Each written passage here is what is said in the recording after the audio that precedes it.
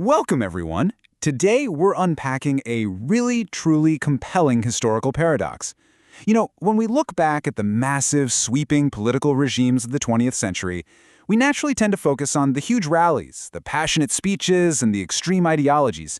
But we kind of rarely pause to ask a much more basic, totally practical question. How on earth did those early fascist movements actually pay for all of it? I mean, nothing on that massive scale happens for free, right? So today we're going to use historical source data to break down the sheer mechanics of early fascism and uncover exactly how it found its funding. It's a story of super unlikely alliances and, above all, raw, powerful human emotion. Okay, let's dive into this. Who initially supported Hitler and Mussolini? Now, it feels totally natural to assume that their early rise to power was backed only by absolute extremists. People who shared every single one of their dark eventual goals from day one. But, as our source material reveals, history is way more complicated and often way more pragmatic than we usually like to think. The groups and individuals who originally opened their checkbooks to support these figures represent a massive historical paradox. But to really understand who they were, we first got to understand what these leaders desperately needed from them. Section 1. The need for propaganda and money. And this brilliantly illustrates the exact pipeline they used. Look, building a massive political movement requires immense, really tangible resources. You can't just walk out into a public square, start shouting, and suddenly take over an entire nation.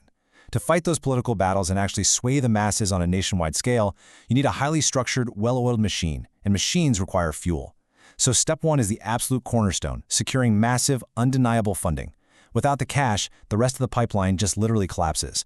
Once that capital is locked in, you move right to step two, establishing an overwhelming media propaganda network. We're not just talking about putting up a few posters here, this is about total saturation of the public consciousness. And that leads directly into step three, which is the ultimate goal, elevating these political figures to a literal godlike status in the eyes of the citizens. According to our sources, this was the exact playbook used for both Hitler and Mussolini. They were systematically elevated to be seen as absolute saviors, but that status wasn't organic at all. It was bought and paid for.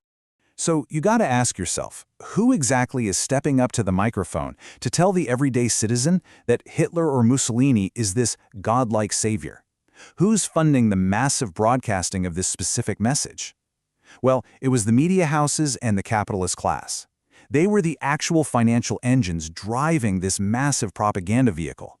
Looking impartially at the historical record from our sources, crafting these larger-than-life, messianic images of dictators just flat-out required the backing of wealthy elites.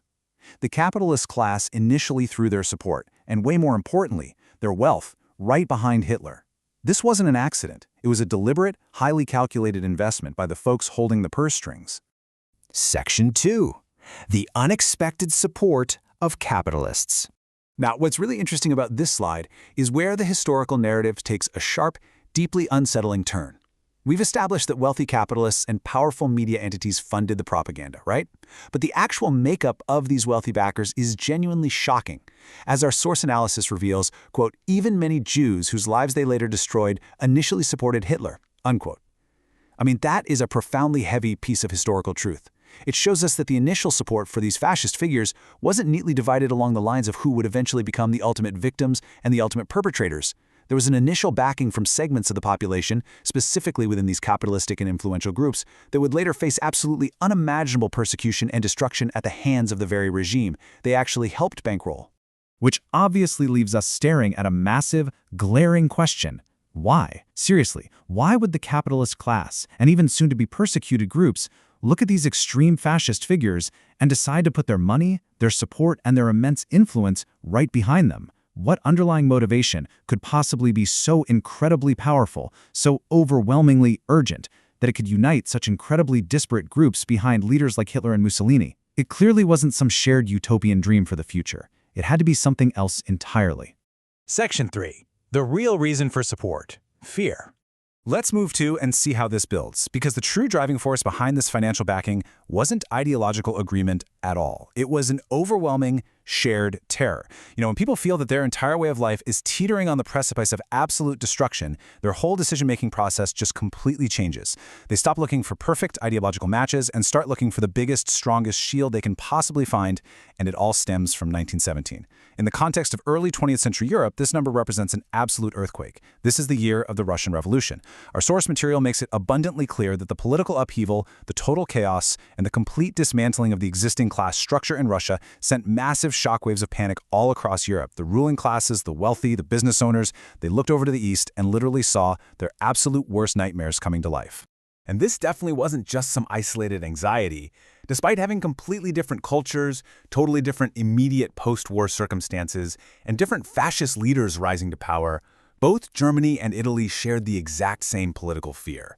The fear was that the utter chaos that happened in Russia in 1970, the violent uprising, the total stripping of wealth and property, would just spill right over their borders.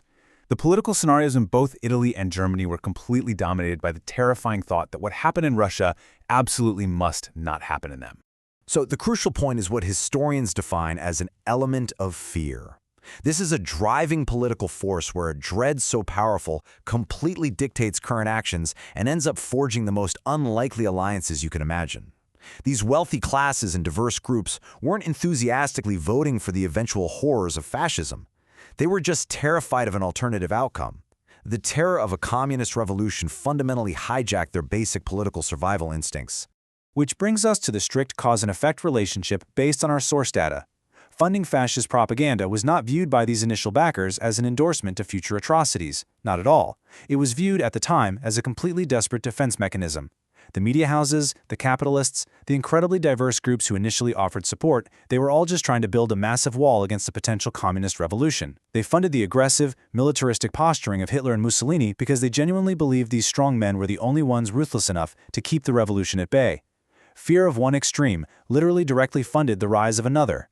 And that leaves us with an incredibly provocative thought to chew on. Has fear always been the greatest weapon in political history? Think about it. The mechanics of early fascist funding weren't built on shared hope, but on a foundation of absolute terror.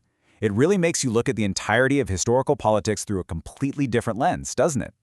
Well, thank you so much for joining me for this explainer. I really hope this structured look at the historical data has sparked your curiosity as much as it has mine. Keep questioning, keep analyzing, and we'll see you in the next one.